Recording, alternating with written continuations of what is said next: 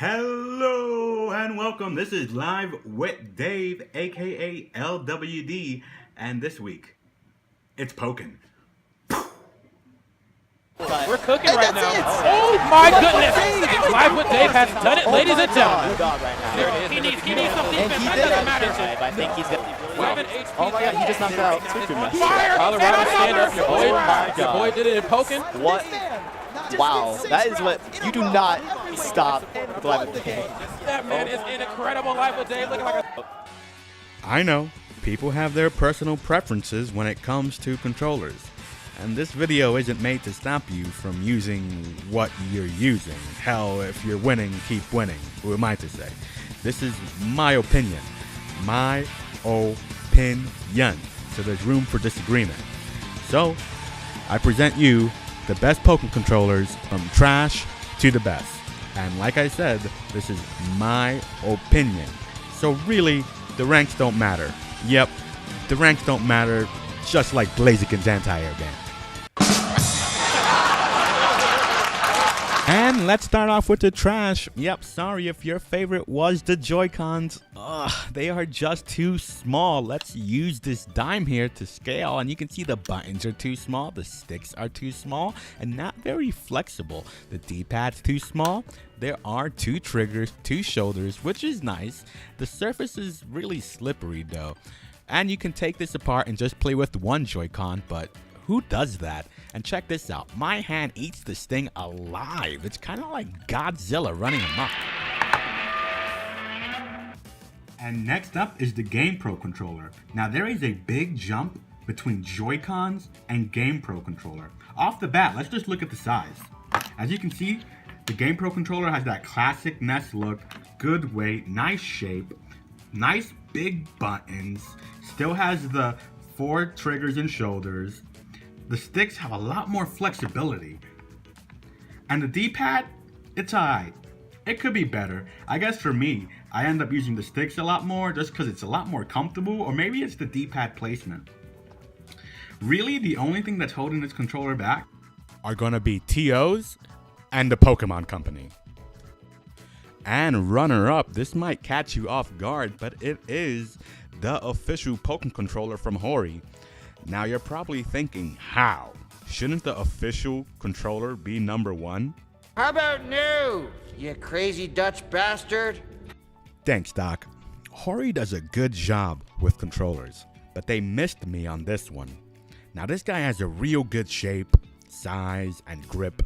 Feels like a glove in your hands. Nice buttons, just like the GamePro controller. But there's a few key differences. They stripped away some of the superfluous buttons, like home and capture, so you won't push it, so that's good. But they also took away these extra shoulder buttons on top and turned them into these tiny knobby buttons on the bottom to make room for these 2 big triggers.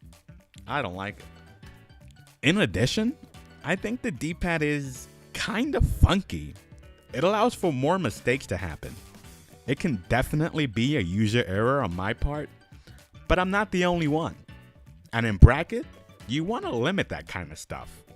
And next up on my list has their D-pad dummy proofed. Then how is the Pokken controller ahead of the GamePro controller? Well, for one main reason. You don't have to worry about legality. This control is accepted in more places than my Visa card. Okay, but really, there's only one official Pokken controller. Some speculate the reason behind this is that Nintendo and the Pokemon Company want everyone on the same playing field. Whatever the reason, overall, this is still a good control. And if you're not limited by the missing shoulder buttons, or don't have that same problem with the D-pad, this is a great control. Are you ready for number 1? Well, before I reveal my number 1 pick, let's be clear. A controller won't make you smarter, faster, whatever. And if you aren't worried about legality, use what your heart desires. And my honorable mention is the perfect example of this. He uses, well, Just see for yourself. Jump on. There's the keyboard, guys. Hello. He just won Canada Cup with a keyboard. Just like digest that for a second. No, that's what I'm saying, Like man, it's crazy. everyone in Ontario just lost to a keyboard. Not everyone. Don't be so modest, Gano. And without further ado, I present you my number one pick. Drum roll, please. The Switch Hori Pad. It looks weird, doesn't it? And some of you didn't know it existed till just now. But looks can be deceiving. Let's start off with the size. I'm not gonna lie to you, it takes some getting used to. Kinda reminds me of a smaller Duke controller. The sticks feel good, nice resistance, and depending on your preference, that can be good or bad. I never used them though. Buttons are great, just slightly smaller than the Pro and previous Hori. They kept all the face buttons and even added a turbo. And look, shoulder buttons and triggers, which by now you know I love. Quick note on that, don't get that confused because people will call you out.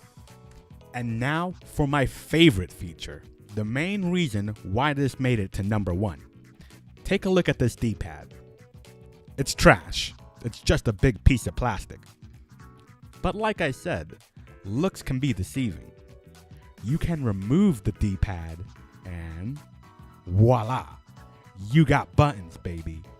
Similar to the ones on the Joy-Cons, but much bigger. This is what I meant by a dummy-proof D-pad. You have to try real hard to mess up your inputs. And in bracket, when you're nervous and your hands are sweaty because there's money on the line, this makes a huge difference. But how is this number one? It isn't even turn illegal. Yes, you have a point. But if any of the 3 unofficial controllers become legal, it's going to be this one. It's licensed by Nintendo and made by Hori. Just make it legal already. There you go, ladies and gentlemen, the top Pokken controllers from trash to best. Did I miss your favorite? Or do you disagree with me? Leave a comment down below or hit me up on Twitter. All my info will be in the description. And one final thing. If you haven't made an account on Pokken Arena, please do so. That's where all the great minds hash it out. Abracadabra.